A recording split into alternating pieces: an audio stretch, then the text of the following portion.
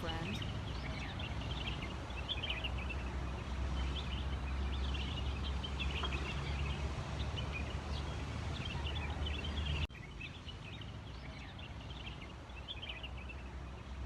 ये कहानी है एक आदमी और उसकी 3 बेटियों की है।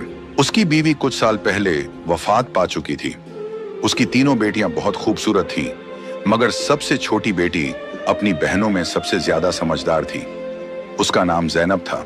करमदीन अपनी तीनों बेटियों से बहुत प्यार करता था। उसने कभी अपनी बेटियों को मां की कमी महसूस नहीं होने दी।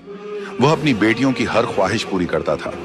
अब करमदीन की बेटियां बड़ी हो चुकी थीं और अपने पिता के लिए खुद से खाना बनाने लगी थीं। जब करमदीन काम के सिलसिले में बाहर जाता तो उसकी बेटियां उसके लिए खाना तैयार करके साथ दे देती। उसी गांव में एक बेवा औरत भी रहती थी जिसकी एक बेटी थी। उस बेवा की आदत थी कि वह हर घर में कुछ ना कुछ मांगने के लिए चली जाती थी।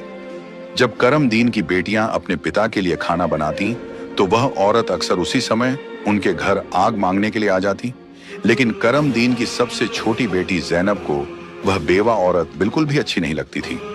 जब भी वह औरत उनके घर आती, ज़ैनब अपनी बहनों से कहती, यह औरत हमारे घर क्यों आती है? यह औरत बिल्कुल भी अच्छी नहीं है।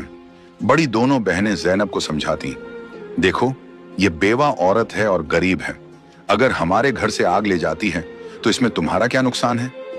ज़ैनब अपनी बहनों की बातें सुनकर चुप हो जाती, लेकिन वह कहती, देख लेना, यह औरत एक ना एक दिन हम सबके लिए मुसीबत खड़ी करेगी। यह सिलसिला यूं ही चलता रहा। वह औरत रोज उनके घर से आग लेने आती और मौका पाकर करमदीन के खाने में राख मिला देती। करमदीन ने जब अपने खाने में खराबी महसूस की तो उसने सोचा कि उसकी छोटी छोटी बेटियां खाना बनाती हैं, इसलिए उनसे कोई गलती हो जाती होगी। वह अपनी बेटियों से बहुत प्यार करता था और यह बात समझ नहीं पा रहा था कि उसकी बेटियां उसका खाना क्यों खराब कर रही हैं। फिर एक दिन करमदीन ने सोचा, आज मैं अपनी बेटियों पर नजर रखूंगा। आखिर मेरी बेटियां अचानक से मेरे खाने में क्या मिलाने लगी हैं? जब करमदीन की बेटियां खाना बनाने लगीं, तो वह छुपकर उन्हें देखने लगा।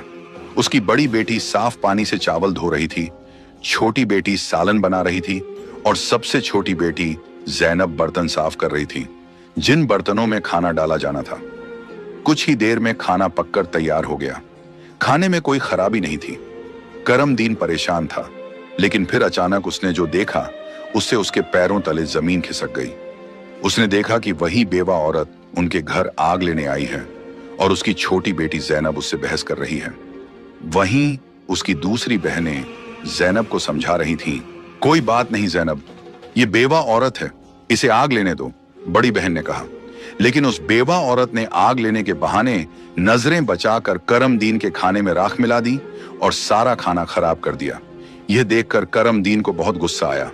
दूसरे दिन करमदीन ने उस बेवा औरत को अपने घर बुलाया और गुस्से में पूछा, तुम्हारी हिम्मत कैसे हुई मेरा खाना खराब करने की? वह औरत बड़ी नाटकीय अंदाज में करमदीन के पास आई और उसके सीने पर हाथ फेरते हुए कहने लगी, अरे, मैं तो यह देख रही थी कि तुम सच में अपनी बेटियों से प्यार करते हो या नहीं। खाना खराब होने पर तुम उन्हें डांटते हो या नहीं। लेकिन तुम तो बड़े अच्छे इंसान निकले, अपनी बेटियों से बहुत प्यार करने वाले। तुमने तो मेरी चोरी फौरन पकड़ ली। अब मुझे यकीन हो गया है कि तुम अपनी बेटियों से बहुत प्यार करते हो। आइंदा ऐसा कुछ नहीं होगा। करमदीन उसकी बातों और उसके नाटक पर यकीन करने लगा, क्योंकि वह बेवा औरत खूबसूरत थी। करमदीन उसके व्यवहार से प्रभावित होकर कुछ भी कहने की बजाय उसे अपनी पत्नी बनाने का फैसला कर बैठा। कुछ ही दिनों में उसने अपनी बेटियों की इजाजत के बिना उस बेवा औरत से शादी कर ली और उसे अपने घर ले आया। शादी के कुछ ही दिनों बाद वह बेवा औरत करमदीन की तीनों बेटियों से सख्त नफरत करने लगी।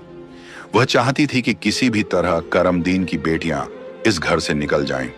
उसने उन्हें घर से निकालने के लिए तरह तरह के मंसूबे बनाने शुरू कर दिए। वह सोचती थी कि अगर बेटियां घर से चली जाएंगी तो वह और उसकी अपनी बेटी आराम से ऐश की जिंदगी जी सकेंगी। साथ ही करमदीन का पूरा ध्यान सिर्फ उसी और उसकी बेटी पर रहेगा। वह जानती थी कि करमदीन अपनी बेटियों से बहुत मोहब्बत करता है और उन्हें जरा भी दुखी नहीं देख सकता। How long is your salah? If you pray 5 times a day, how long is your dua? How long is your reading the Quran?